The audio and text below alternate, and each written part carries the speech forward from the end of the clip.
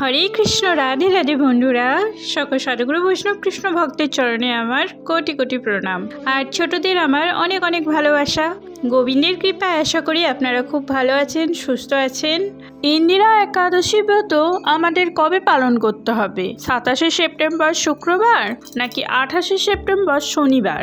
আজ আমরা জানবো ইন্দিরা একাদশী ব্রত কবে এবং ইন্দিরা একাদশী ব্রতের মাহাত্ম্য ও পালন সহ পরদিন পালনের সময়সূচি। তার আগে বন্ধুরা, যারা লীলা গোপোষণা পরিবারে সাবস্ক্রাইব করেননি তারা সাবস্ক্রাইব করে পাশে থাকা বেল আইকনটা প্রেস করে নেবেন, যাতে আমি নতুন ভিডিও আপলোড করার সাথে সাথে আপনাদের কাছে পৌঁছে যায়। আসুন বন্ধুরা, জেনে নেওয়া যাক। আশ্বিন মাসের কৃষ্ণপক্ষের একাদশী ইন্দিরা একাদশী ব্রত আমাদের পালন করতে হবে। যারা ভারত বাংলাদেশে আছেন এই ব্রত পালন করতে হবে 28শে সেপ্টেম্বর 2024 শনিবার। ইন্দিরা একাদশী ব্রতের মাহাত্ম্য কথা আমি পাঠ করছি, আপনারা মনোযোগ সহকারে তা শ্রবণ করুন।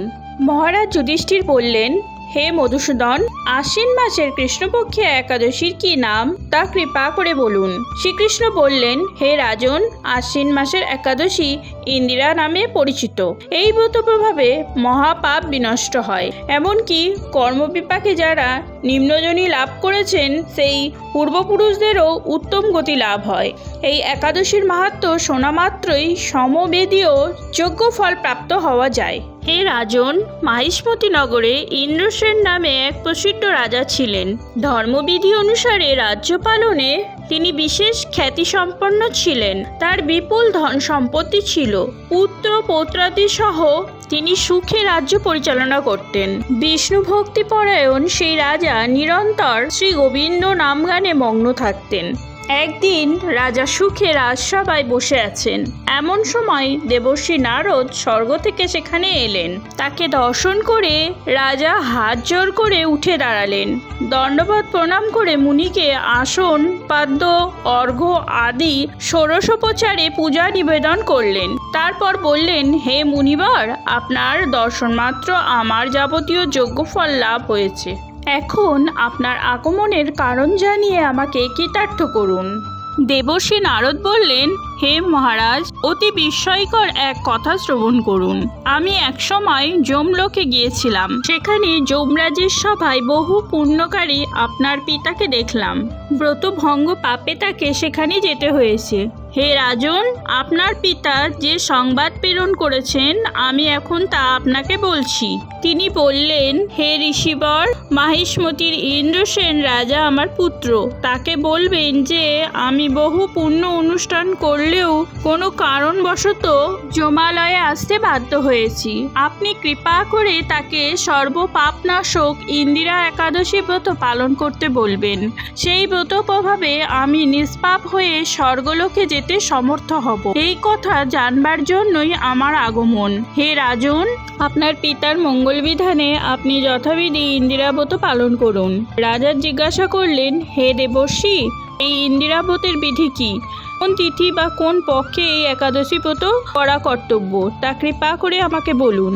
দেবর্ষি উত্তর দিলেন, হে মহারাজ, আশ্বিন মাসে কৃষ্ণপক্ষের দশমীর দিন শ্রদ্ধা সহকারে প্রাতঃ স্নান করবেন, মধ্যাহ্নে ভক্তি ভাবাপন্ন হয়ে পুনরায় স্নান করবেন এবং রাত্রিকালে ভূমিতে শয়ন করবেন। পরদিন একাদশীতে প্রাতকৃত্যাদি সমাপন করে নিরাহারে থাকবেন। ব্রতের নিয়মাবলী দৃঢ়ভাবে পালন করবেন। হে পুণ্ডরীকাক্ষ, হে অচ্যুত, এ শরণাগতের প্রতি কৃপা করুন। এভাবে শ্রদ্ধা সহকারে শালগ্রাম পূজা করে পিতার উদ্দেশ্যে ব্রতের ফল অর্পণ করবেন। দ্বাদশীর দিন সকালে ভক্তি ভরে শ্রী গোবিন্দের পূজা করে ব্রাহ্মণ ভোজন করিয়ে অবশেষে নিজে প্রসাদ গ্রহণ করবেন। হে রাজন, বিধি অনুসারে শ্রীহরি এবং ভক্তদের অর্চন করলে আপনার পিতৃবর্গ মুক্তি লাভ করে শীঘ্রই বৈকুণ্ঠে গমন করবেন। রাজাকে এই উপদেশ দিয়ে দেবর্ষি নারদ প্রস্থান করলেন। রাজা ইন্দ্রসেন মুনিবরের উপদেশ অনুসারে পুত্র পুত্র পরিজন সহ ভক্তি সহকারে ইন্দিরাবতের অনুষ্ঠান করলেন। দেবলোক থেকে পুষ্পবৃষ্টি হতে লাগলো এবং তার পিতাও বিষ্ণুলোকে গমন করলেন। তারপর রাজা ইন্দ্রসেন নিজ পুত্রকে রাজ্যভার অর্পণ করে নিজেও বিষ্ণুলোকে ফিরে গেলেন।